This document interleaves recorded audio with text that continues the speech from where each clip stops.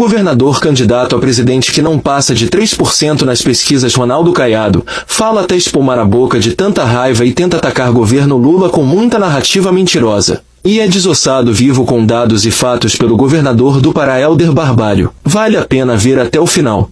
Por que a União Brasil continuou no governo mesmo anunciando que ia sair? Era mais conveniente para o partido ter os cargos? União Brasil, ele tem lado. É lógico que teve um período em que você sabe que muitos partidos também, governos anteriores, até que houvesse uma definição, tinham parlamentares que participavam da estrutura de governo. Mas, no momento em que o partido deliberou, ele deu um prazo para que o ministro Celso Sabino realmente se afastasse do governo. Então, o partido tem uma postura clara. O partido, ele é oposição ao governo do presidente Lula, porque não tem convergência nenhuma com aquilo que o presidente propõe e da maneira como ele tem governado o país. O Helder é um gestor e ele sabe que não tem como você ter um governo que gasta de uma forma irresponsável, que constrange o ministro da Fazenda, que hoje não opina em nada no governo, ele hoje só segue a cabeça do maqueteiro, que é o ministro de Comunicação, ele hoje, o ministro não teve condições sequer de ir aos Estados Unidos, porque não tem como explicar esse aumento de gastos, rompendo o arcabouço fiscal. A deterioração do quadro do país é cada vez maior. A proporção dívida-PIB se aumentando e com projeções de chegar a 90% da dívida PIB até o final de 2026. É um colapso completo. O governo prometeu baixar juros, não baixou, não vai ter como baixar. Então, quer dizer, olha, na verdade,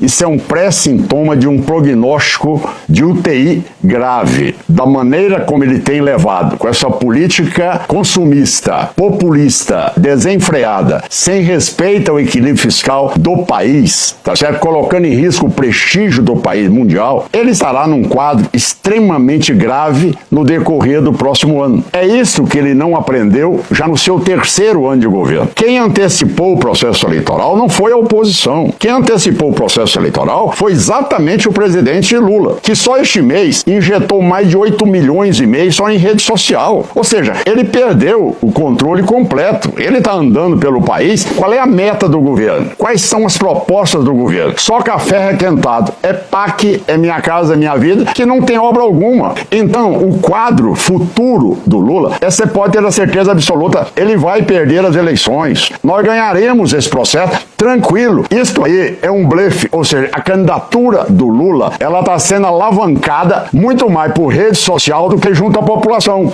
É um fake. É um fake, vai perder as eleições, não tenha dúvida. É a motivação do sentimento da população brasileira que não quer ele mais como candidato a presidente. Governador Helder, o que o senhor tem a dizer sobre isso? O governador Caiado fala que Lula vai perder a eleição e cita a política econômica atual como um dos maiores problemas do governo. Júlia, seria estranho se o Caiado pensasse diferente, até porque ele é pré-candidato à presidência da República e ficaria, por óbvio, absolutamente antagônico ele como candidato à presidência da República achar que já na largada já é um vencedor concorrente. Eu entendo que o cenário ainda é absolutamente inicial, temos ainda um ano pela frente, o governo neste momento vive um processo de recuperação de imagem, as pessoas que passaram a acessar o Bolsa Família, as pessoas que saíram da condição da miséria extrema, as pessoas que estão acessando programas importantes, certamente fazem com que o governo possa sim ser competitivo. Eu aprendi com um homem experiente,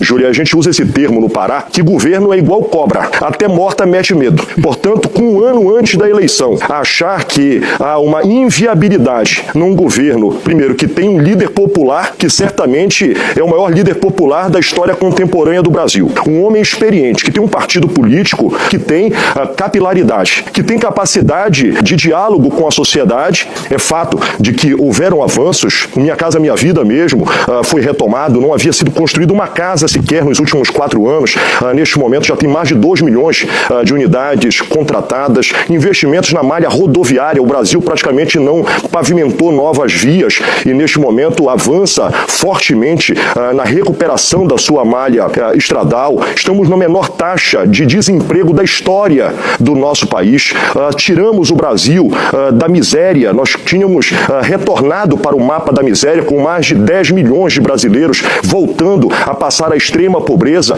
e isto são méritos que devam ser registrados. Portanto, eu não comungo da tese de que existe terra arrasada. É fato que nós temos muitos desafios para o Brasil. O Brasil precisa crescer muito, precisa enfrentar ainda problemas reais da vida da sociedade, mas compreendo que na boa política, na construção coletiva daquilo que nos une, e acho que isso que deve ser posto de maneira muito clara. Nós devemos valorizar menos aquilo que nos desune e centrar esforços coletivos no que é necessário e fazer um grande esforço em favor do Brasil, e é isto que eu defendo e busco colaborar com a gestão do presidente Lula, e é o que eu defendo particularmente de que o MDB deva fazer como um partido político que deve cooperar e deve ter por missão cuidar do povo brasileiro. O Brasil volta a ter liderança internacional, volta a ter condição de diálogo nas mesas de negociação das Nações Unidas. Nós saímos da condição de pária internacional para sermos escutados. Portanto, eu compreendo